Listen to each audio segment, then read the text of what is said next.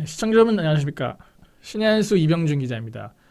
자, 오늘 제가 이병준 뉴스에서 전해드릴 소식은요. 교육부가 그 이른바 킬러 문항, 이게 어떻게 보면 지금 전국의 핵심이지 않겠습니까? 킬러 문항 22개에 대해서 그 문제가 어떤 건지 이번에 공개를 했습니다. 공개를 하면서 왜 이 문제가 잘못됐는지 그런 것들에 대해서 쭉 좀 설명을 했다고 해요. 그래가지고 제가 좀 그 소식을 전해드리려고 합니다.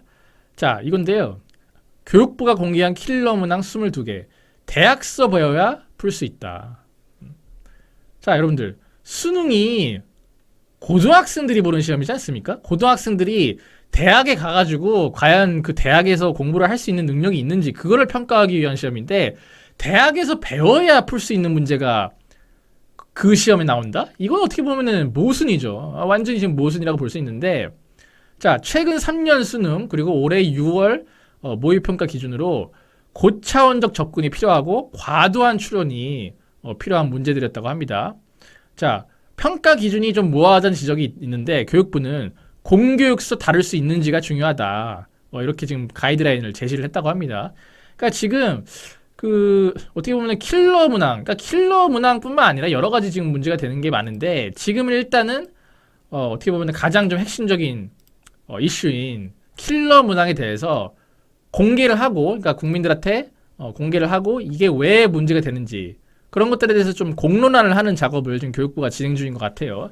자, 교육부가 26일 사교육 경감 대책을 발표를 하면서 최근 3년간 대학 수학능력 시험과 올해 6월 한국교육과정평가원 모의평가에서 출제된 문항 가운데 총 22개 킬러 문항을 가려냈다고 합니다. 교육부는 고차원적인 접근 방식, 추상적 개념 사용, 과도한 추론 필요 등을 이유로 이들 킬러 문항을 골라냈다고 밝혀내고 있습니다.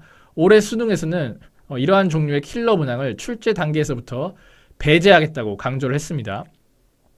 자, 킬러 문항 예시를 공개한 것은 올해 수능을 약 5개월 앞두고 수험생들이 혼란을 겪는 것을 막겠다는 취지라고 합니다. 그러나 킬러 문항 선정 기준이 여전히 모호해 과연 킬러 문항으로 볼 수 있을지에 대한 평가가 서로 다를 수 있고 또한 킬러 문항 없이 어떻게 변별력을 확보할지 교육부가 명확히 제시하지 못했다는 지적도 나온다고 합니다. 근데 제가 문제를 이걸 쫙 봤거든요. 봤는데 명확해요. 그러니까 뭐냐면은 공교육 내용을 토대로 풀 수 없는 문제면 그게 킬러 문항입니다.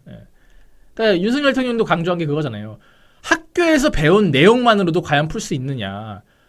반드시 어떤 학원을 통해서 그런 어떤 기술이라든가 그런 어떤 문제를 푸는 장기술을 배워야지만 시간 내에 풀 수 있는 문제는 그거는 출제하면 안 된다. 그게 바로 킬러 문항인 거거든요. 그러니까 저는 이거는 비교적 정확하다고 보는데 이거를 갖다가 지금 어떻게 보면 교육부가 정확히 그러니까 문제 바이 문제로 이 문제는 왜 공교육 내용만으로 풀 수 없는지 이런 것들을 문제마다 정확하게 어떤 제시를 하지 않았다 보니까 이런 지금 내용이 나오는 것 같은데 그 부분은 제가 좀 설명을 드릴게요. 자, 일단 이게 좀 대표적으로 나온 문항인 것 같은데 이게 국어 영역에서 나온 문제라고 합니다. 자, 잠깐 제가 그 문제를 보여드릴 텐데요. 자, 윗글을 바탕으로 보기를 탐구한 내용으로 가장 적절한 것은 이렇게 물어보는데 보기 내용이 이래요. 농개의 수컷은 집게발 하나가 매우 큰데 큰 집게발의 길이는 개딱지의 폭의 상대 성장을 한다.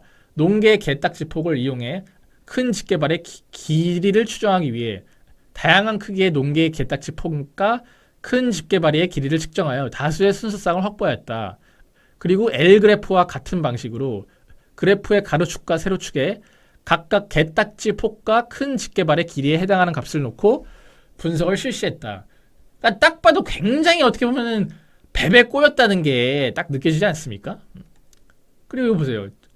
정답지, 이 선택지 문항도 보면은 최적의 직선을 구한다고 할 때 최적의 직선의 기울기가 1보다 작다면은 A에 B가 비례한다고 할 수 없겠군. 이런 식으로 딱 명확하지가 않아요. 이게 뭔가 베베 꼬가지고 굉장히 어떻게 보면은 시간 안에 풀 수가 없게끔. 그러니까 결국에는 이런 문제를 풀기 위해서 그 학원가에서 장기술을 가르친다는 거 아니겠습니까? 왜냐면은 이걸 학원에서 배우지 않고서는 시험장에 딱 들어가가지고 처음에 이걸 보는데 이거를 어떻게 1, 2분 안에 풀어요. 결국에는 이런 문제들이 학원을 갈 수밖에 없게끔 학부모와 학생들로 하여금 학원에 갈 수밖에 없게끔 만든다는 건데, 자, 이게 결국에는 뭐겠습니까? 이게 그 정확하게 이게 왜 킬러 문항으로 이제 분류가 되는지 좀 설명을 드리면은, 공교육에서 다루는 수준보다 어려운 문장 구조로 구성되어 있다는 거예요. 그러니까 정말 공교육 내용을 토대로 이 문제를 풀 수 있으려면은 교과서에 이런 어떤 수준의 이런 어떤 복잡한 문장 구조의 어떤 지문이 한 번이라도 나와야 되는데, 그런 지문이 나온 적이 없다는 거예요. 그러면 결국 뭐겠습니까? 교과서를 토대로 학교 수업만 열심히 들었던 학생들은 이런 어떤 형식, 이런 난이도 내지는 이런 형식의 지문을 시험장에 가서 처음 보게 되는 거죠. 반면에 학원에서 어떻게 했습니까? 이런 어떤 복잡한 지문을 짜가지고 문제집을 만들고, 그런 문제집을 계속 풀면서 어떻게 하면 빠르게 이 문제를 시간 안에 풀 수 있는지 그런 기술을 가르쳐 준다는 거 아니겠습니까? 그러니까 당연히 사교육을 받은 사람들이 압도적으로 유리할 수밖에 없는 거죠. 그게 결국에는 불공정하다는 겁니다. 왜냐? 제가 거듭 말씀드리지만 학원에 돈이 없어서 못 가는 사람들이 있잖아요. 돈이 없어서 못 가는 아이들이 있는데, 그 아이들 같은 경우는 어떻게 하라는 겁니까? 그런 사람들은 그냥 밟고 지나가자는 거예요? 그건 아니잖아요. 그러니까 이게 어떻게 보면은 이 문제 자체가 불공정을 야기하고 있다. 지금 윤석열 정권과 교육부는 그렇게 얘기를 하고 있는 겁니다. 자, 교육부가 이번에 그 공개한 국영수 킬러 문항 사례를 보면은 2021학년도 수능에서 1개, 2022학년도 수능에서 7개, 그리고 3학년도 수능에서 7개, 2024학년도 6월 모의평가 7개 등 총 22개라고 합니다. 영역별로는 국어 7개, 수학 9개, 그리고 영어 6개. 그러니까 지금 과목별로 킬러 문항들이 다 있는 거예요. 지금 뭐 수학, 국어 이런 데만 한정되어 있는 게 아니고 모든 과목에다가 이런 킬러 문항을 갖다가 넣은 겁니다. 자, 그리고 수학, 그러니까 제가 아까 그 말씀드린 국어 영어뿐만 아니라 수학의 어떤 경우에도 좀 예시를 말씀드리면은 2022학년도 수능에서는 미적분의 그 29번 문항이 대학에서 배우는 테일러 정리 개념을 활용해 풀 수 있다는 어떤 문제였다고 해요. 그리고 같은 해 수능 기하 30번 역시 대학에서 배우는 벡터의 외적 개념을 활용해서 풀 수 있는 문제였다고 합니다. 그러니까 테일러 정리랑 벡터의 외적 개념은 고등학교 때 배우는 게 아니잖아요. 대학 때 배우는 건데 이걸 갖다가 고등학교 시험에 냈다는 거예요, 실제로. 이게 말이 되는 소리입니까? 그러니까 결국에는 그 수학 학원에서 선행학습을 한 학생들 같은 경우는 풀 수 있겠죠. 이걸 배웠으니까. 테일러 정리와 벡터의 외적 개념을 배웠으니까.